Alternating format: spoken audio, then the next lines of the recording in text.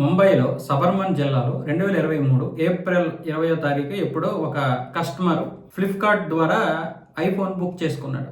IPhone 14 pro book చేసుకుని 1,11,000 చిల్లర ఎంతో ఉంటే అది కట్టేశాడు. మొత్తం నో కాస్ట్ ఈఎంఐ ద్వారా మొత్తం ఒకటేసారి డౌన్ పేమెంట్ కట్టేస్తే ఆయనకి డెలివరీ అయినటువంటిది ఏంటంటే ఒక ఛార్జరు, ఆ యొక్క కవరు, అలాగే నూనె, ఈ గడ్డం పెరగడానికి అవసరమైనటువంటి నూనె ఏదో వచ్చిందంట. దానికి సంబంధించి వాళ్ళని ఎన్నిసార్లు సంప్రదించినా పదే మేము పరిష్కారం చేస్తామని చెప్పి కొన్ని నెలల తర్వాత దాన్ని పూర్తిగా క్లోజ్ చేసేశారు ఫ్లిప్కార్ట్ వాళ్ళు. దాంతో ఆయన వినియోగదారుల ఫోరంకి కంప్లైంట్ చేస్తే ఆ యొక్క ఫోరం మొత్తం విచారించిన తర్వాత ఇప్పుడు ఒక తీర్పు చెప్పింది.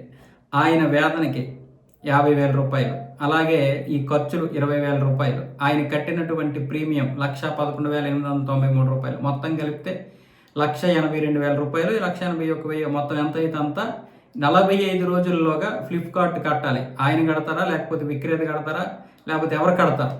ఎవరైనా సరే కట్టాల్సింది. దీనికి ఫ్లిప్కార్టే బాధ్యత వహించాలని చెప్పి ఈ వినియోగదారుల ఫోరం కోర్టు అయితే కమిషన్ ఆదేశాలు జారీ చేసింది. అంటే అన్ని నిరూపించుకోవడానికి ఇతనికి 2 సంవత్సరాలకు పైగా పడితే ఇప్పుడు ఈ కోర్టులన్నీ ఈ కేసుని విచారించేసరికి ఇంత సమయం పట్టింది, దాదాపు 3 సంవత్సరాలు. కానీ అసలైనటువంటి మరి దానికి వడ్డీ ఇవన్నీ లెక్కలేస్తే బహుశా మరొక 2 లక్షలు ఇచ్చినా తప్పులేదు.